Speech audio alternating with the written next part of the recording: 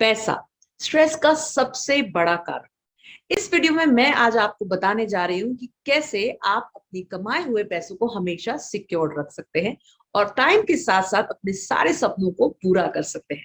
इसके लिए आज मेरे साथ है दिल्ली के एक जाने माने फाइनेंशियल एडवाइजर जिनकी फर्म है फाइनेंशियल रक्षा। ये फैमिलीज के लिए वेल्थ क्रिएशन का काम करते हैं और उनके फाइनेंशियल गोल्स को पूरा करने में उनकी मदद करते हैं। So please welcome mister Vikas Harlal. Thanks a lot, Neha, for inviting me for this talk show, and I hope that, I'm able to answer to your questions. So friends, जो financial planning हम school college में नहीं सीख पाते वो आज mister विकास हमें कुछ ही मिनटों में सिखाने वाले हैं। सो मिस्टर विकास, फाइनेंशियल प्लानिंग क्या होती है और कब और किस एज में हमें शुरू करनी चाहिए? नेहा, ये आपका एक बहुत ही इंपॉर्टेंट सवाल है कि फाइनेंशियल प्लानिंग किसको करनी चाहिए, कब करनी चाहिए। फाइनेंशियल प्लानिंग आप किसी भी एज में चालू कर सकते हैं। एक 15 साल के बच्चे से लेके एक ओल्ड एज अप टू 70, 75 या 80 ईयर ओल्ड, हर कोई अपनी फाइनेंशियल प्लानिंग करनी बहुत जरूरी है। अब अपने को समझना यह है कि एक्चुअली फाइनेंशियल प्लानिंग होती क्या है। फाइनेंशियल प्लानिंग सिर्फ इन्वेस्टमेंट्स नहीं है या मैक्सिमम रिटर्न नहीं है। फाइनेंशियल प्लानिंग के 4 पिलर्स होते हैं जो हमें हर एक इंसान को बिफोर कोई भी इन्वेस्टमेंट चालू करने से पहले बहुत जरूरी है उन चारों पिलर्स को समझने के लिए। सबसे इंपॉर्टेंट पिलर और पहला पिलर है, जिस इंसान के ऊपर पूरी फैमिली फाइनेंशियली डिपेंडेंट है, यानी जो घर का अर्निंग मेंबर है, उसको एक प्योर लाइफ टर्म प्लान लेना चाहिए। और उसका पर्पस खाली एक यही है कि उस इंसान को अगर कुछ हो जाता है, वो इस दुनिया में नहीं रहता, तो उसकी फैमिली को इतना पैसा मिल जाए कि अगले 15 से 20 साल तक उसकी पूरी फैमिली उस पैसे से अपनी लाइफ जी सके। और जो घर का दूसरा मेंबर है, यानी जो छोटा बच्चा है या वाइफ है, वो इतना बड़ा हो जाए और कमाने के लायक हो जाए कि वो फैमिली की फाइनेंशियल रिस्पॉन्सिबिलिटी ले सके। यह है हमारा सबसे पहला important pillar, pure term plan. Second and most important pillar अब जो आता है वो है मेडिकल पॉलिसी। हर घर के हर इंसान का एक मेडिकल इंश्योरेंस होना चाहिए। अब यहाँ पे एक सवाल आता है, बहुत सारे लोग हमें कहते हैं कि मेरी पॉलिसी तो कंपनी ने दे रखी है, मैं फिर क्यों लूं। ये एक बहुत गलत धारणा है। इस पे भी एक हम बहुत लंबा डिबेट कर सकते हैं, मे बी नेक्स्ट टाइम हम उस पर करेंगे। बट आपकी खुद की प्राइवेट एक पॉलिसी होनी चाहिए सारे मेंबर्स के लिए, और इतने पैसे का होना चाहिए जिस स्टेट में आप जिस जगह पे रहते हैं वहां का एक कंसिडर करते हुए। एक शहर, एक बड़े शहर में, दिल्ली जैसे शहर में बहुत एक्सपेंसिव है विज़ाविज़ एक छोटे शहर में, उतना हमको लेना चाहिए ताकि कभी भी कोई अगर मेडिकल इमरजेंसी आए तो हमें अपने घर से पैसे ना देना पड़े और उस मेडिकल पॉलिसी से एक बेस्ट वर्ल्ड क्लास ट्रीटमेंट मिल जाए। ये है हमारा second pillar, which is pure medical term plan for all the family members. तीसरा और मोस्ट इंपॉर्टेंट, जो आज के दिन 90% लोग नहीं करते, है इमरजेंसी फंड का क्रिएशन। अब हम समझते हैं ये इमरजेंसी फंड क्रिएशन है क्या। इसका एक सिंपल सा फॉर्मूला है, आपका जो पूरे महीने का खर्चा है घर चलाने का, उसको आप मल्टीप्लाई कीजिए 6 गुना। यानी अगले 6 महीने का आपका घर का खर्चे का जितना भी पैसा है, वो एक पैसा आपने एक इमरजेंसी फंड के नाम रखना है। उस पैसे को चाहे आप कैश में रखिए, चाहे सेविंग अकाउंट में रखिए, उसका खाली एक ही पर्पस है कि कल मेरे घर पे अगर कोई फैमिली में कोई इमरजेंसी आ जाए तो 24 घंटे के अंदर अंदर वो पैसे मेरे फैमिली के पास होने चाहिए।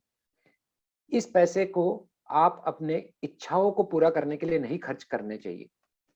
और इस पे आपने ये भी नहीं ध्यान देना कि ये पैसा मेरा ऐसे ही आइडल पड़ा हुआ है, क्या मैं इस पे एक्स्ट्रा रिटर्न कमाऊं, कहीं पे इन्वेस्ट कर दूं, नहीं। इसका नाम इसीलिए हमने इमरजेंसी फंड दिया है कि कभी भी कोई भी अगर कोई प्रॉब्लम आ जाए आपकी फैमिली में तो विद इन 24 आवर्स ये पैसा आपके पास अवेलेबल होना चाहिए। ये third and most important pillar of financial planning है। अभी तक जो मैंने आपको 3 पिलर्स बताए, इसको अगर आप सम अप करें तो ये वेल्थ प्रोटेक्शन प्लान है। यानी अगर किसी ने एक पैसा भी इन्वेस्ट नहीं किया और अगर इन 3 पिलर्स पे कर लिया, इन 3 पिलर्स को कंप्लीट कर लिया, तो रेस्ट बी एश्योर्ड, आपकी जितनी भी सेविंग्स है, आज तक आपने जो भी मेहनत करके पैसे कमाए हैं, 95% ये प्रिजर्व रहेगा, यानी इस पे कोई रिस्क नहीं आएगा। ये हो गए 3 पिलर्स। चौथा है इन्वेस्टमेंट्स। ये सिंपल है। इन 3 पिलर्स को कंप्लीट करने के बाद जो भी आपका मंथली एक्सपेंसेस के पास पैसे बचते हैं, आपने इन्वेस्ट करना है। सो ये 4 important pillars of financial planning है, जिसको चाहे आप 18 के हो, 25 के हो, 40 के हो, 80 के हो, सबको ये प्रोसेस फॉलो करना चाहिए। थैंक यू मिस्टर विकास, आपने इतनी सिंपल लैंग्वेज में 2 मिनटों में पूरी फाइनेंशियल प्लानिंग को एक्सप्लेन कर दिया और फाइनेंस के 4 इंपॉर्टेंट पिलर्स बताए। इनमें से 3 पिलर वेल्थ प्रोटेक्शन के लिए, पहला टर्म प्लान, दूसरा मेडिकल इंश्योरेंस, तीसरा इमरजेंसी फंड और चौथा वेल्थ क्रिएशन के लिए, वो है इन्वेस्टमेंट। सो मिस्टर विकास, मैं आपसे अगला सवाल करना चाहूंगी कि आपने बताया जिन लोगों का मेडिकल कवर उनकी कंपनी करा देती है, उन्हें भी एडिशनल मेडिकल इंश्योरेंस लेना चाहिए और जनरली लोग इसे इग्नोर कर देते हैं, नहीं लेते, ध्यान नहीं देते। इसके लिए आप क्या कहना चाहेंगे? सो नेहा, ये आपका बहुत इंपॉर्टेंट सवाल है मेडिकल पॉलिसी से रिलेटेड, और लोगों को बहुत सारी चीजें कंफ्यूजन है। सो इट्स आई थिंक ये सवाल का आंसर देने पे बहुत सारे लोगों को क्लियर हो जाएगा। सो लेट अस अंडरस्टैंड कि जब हम एक नई फ्रेश मेडिकल पॉलिसी लेते हैं तो उसमें क्या क्या चीजें हैं। उसमें 3 तरह के वेटिंग पीरियड्स लगते हैं। सबसे पहला है 30 डेज वेटिंग पीरियड, यानी आप जब भी पॉलिसी लेते हैं उसके बाद अगले 30 दिन तक वो पॉलिसी कंपनी, मेडिकल पॉलिसी, कभी भी कोई क्लेम आपका नहीं सबमिट करेगी। खाली एक एक्सेप्शन है जो कि एक्सीडेंटल एडमिशन है, यानी जिस दिन आपने पॉलिसी ली उसके अगले 30 दिन के अंदर अगर आपका एक्सीडेंट की वजह से एडमिशन हुआ तभी वो क्लियर होगा, उसके अलावा कोई भी क्लियर नहीं होगा। दूसरा कंडीशन, इसके अंदर कुछ प्री एग्जिस्टिंग डिजीजेस का क्लोज होता है। गवर्नमेंट के रूल्स कहते हैं अगर आपको कोई बीमारी है, आपने यहाँ पे बताना है पॉलिसी लेते हुए, और वो पॉलिसी कंपनी क्या कहती है कि मैं अगले 3 साल तक आपको इस बीमारी से रिलेटेड कोई भी क्लेम नहीं दूंगा। प्री एग्जिस्टिंग डिजीज उसका 3 इयर्स का मिनिमम होता है। तो हिंदुस्तान, आप भी जानते हैं, मैं भी जानता हूँ, सारे लोग जानते हैं, एक डायबिटिक है इंडिया में। कम से कम 4 लोगों में से एक बंदा तो डायबिटिक है ही, एक इंसान डायबिटिक है ही है। सो अगर कोई डायबिटिक वाला इंसान अगर पॉलिसी लेता है तो वो अगले 3 साल तक अगर उससे रिलेटेड कोई भी अगर उसको बीमारी हुई डायबिटिक से रिलेटेड और उसका एडमिशन हुआ तो 3 साल तक उसको क्लेम नहीं मिलेगा। और कुछ एक बीमारियां जैसे नी रिप्लेसमेंट है, कैटरेक है, ये 2 साल तक नहीं होती। अब आपके सवाल पे आता हूं, मैं अगर एक जॉब करता हूं और कल अगर मेरी जॉब छूट जाती है और फिर मैं अपना खुद का काम चालू करता हूं, या मैं जिस नई कंपनी में गया अगर वहां पे कोई अगर मेडिकल पॉलिसी नहीं है, तो यानी मैं अगले 3 साल के लिए अनसिक्योर्ड हो गया। अगर मेरी कोई डायबिटिक की अगर मुझे कोई प्रॉब्लम है, वो अनसिक्योर्ड हो गया मैं। क्योंकि जब मेडिकल पॉलिसी आती है, प्रॉब्लम आती है, तो वो कभी ये नहीं देखता कि आपके पास मेडिकल पॉलिसी है या आपका कोई ग्रेस पीरियड है क्या। इसीलिए मेडिकल पॉलिसी हर उस इंसान को ले लेनी चाहिए जब वो एक हेल्दी है। क्योंकि अगर आपको कोई भी प्रॉब्लम अगर हो गई तो या तो आपको मेडिकल पॉलिसी मिलेगी ही नहीं, या फिर वो कंपनी उसको परमानेंट एक्सक्लूजन में डाल देगी। फॉर एग्जांपल, अगर किसी को हार्ट की प्रॉब्लम चालू हो गई तो 90% में तो वो पॉलिसी आपको मिलेगी ही नहीं, और अगर कंपनी ने दे दिया तो उसके अंदर वो क्लोज डाल देगी कि अगर आपके हार्ट रिलेटेड अगर कोई भी प्रॉब्लम आई तो हम क्लेम नहीं देंगे। इसीलिए बहुत जरूरी है कि इररिस्पेक्टिव ऑफ आपकी कंपनी आपको मेडिकल पॉलिसी कवरेज दे रही कि नहीं दे रही, हर एक इंडिविजुअल को, अपनी पूरी फैमिली को एक प्राइवेट पॉलिसी लेके इंश्योर कर लेना चाहिए। अगर कंपनी दे रही है तो आप कम अमाउंट का ले लीजिए, बहुत ज्यादा अमाउंट मत लीजिए, बट लेकिन एक प्रोटेक्शन डेफिनेटली रखिए। सो माय फ्रेंड्स, अगर आप एक प्राइवेट कंपनी में जॉब करते हैं और अचानक से जॉब चली जाती है या आप उसे छोड़ देते हैं, उस समय आप इंश्योर्ड नहीं रहेंगे। ऐसी सिचुएशन में आप अपने लिए नई पॉलिसी तो लेंगे, मगर वो प्री एग्जिस्टिंग डिजीजेस और एज के कारण काफी महंगी पड़ सकती है, जिसमें पहले कुछ महीने आप कवर्ड भी नहीं होंगे। इसलिए जितनी यंग एज और अच्छी हेल्थ में आप अपनी फैमिली को इंश्योर करेंगे, उतना ही आपकी फैमिली और वेल्थ सिक्योर्ड रहेगी, प्रोटेक्टेड रहेगी। सो मिस्टर विकास, एक आखिरी सवाल आज मैं आपसे करना चाहूंगी कि आज के टाइम पर मार्केट में इन्वेस्टमेंट के इतने सारे ऑप्शंस हैं, हमें कितना परसेंट और कहाँ इन्वेस्ट करना चाहिए? इसको हमारी लैंग्वेज में, एडवाइजरी लैंग्वेज में कहते हैं एसेट एलोकेशन प्लान। यानी हम कहाँ पे इन्वेस्ट करें, इक्विटी में करें या कितना पोर्शन करें। अगर मेरे पास 100 रुपए है तो उस 100 रुपए का मैं कितना प्रतिशत इक्विटी में करूं, कितना गोल्ड में करूं, कितना रियल एस्टेट में करूं या फिक्स डिपॉजिट में करूं। इन सब चीजों को डिस्कशन में यहीं पे हम सारे इंसान मिस्टेक कर जाते हैं कि हमारा पूरा का पूरा ध्यान या फोकस इन सब चीजों में चला जाता है कि मैं कहाँ ये पैसे डालूं सो डेट मुझे मैक्सिमम रिटर्न्स मिले। हमें ये फोकस नहीं करना, हमें सिर्फ एक ही चीज पे फोकस करना है कि मेरा गोल क्या है, मेरी मंजिल कहाँ है, मेरे को कहाँ जाना है। नाउ लेट्स हम एक एग्जांपल लेते हैं। एक मैरिड कपल है, उनके 2 छोटे बच्चे हैं। अगर आज इंडिया में देखें तो हमारी गोल्स क्या क्या हो सकती हैं। एक कि हमारे दोनों बच्चों की बहुत अच्छी पढ़ाई हो, यानी जब वो 18 साल के हो जाते हैं, वो 11th एंड 12th पास कर लेते हैं, उनकी एक अच्छी हायर एजुकेशन हो, एक अच्छे MBA इंस्टीट्यूट या IIT या कहीं पे भी फॉरेन भेजना है, कहीं पे भी हमें उसका कराना है। तो हमारा सबसे पहला गोल हो जाता है चाइल्ड एजुकेशन। तो हमें ये फोकस नहीं करना कि मैं इन्वेस्टमेंट कहाँ करूँ मुझे मैक्सिमम रिटर्न। हमें 2 चीजों का ध्यान रखना है कि आज के दिन से लेके मेरा बच्चा जब तक 18 साल का नहीं हो जाता और उसकी हायर एजुकेशन के लिए मेरे पास कितना टाइम है, यानी लेट्स से हमारे पास 15 साल टाइम है। That is point number 1।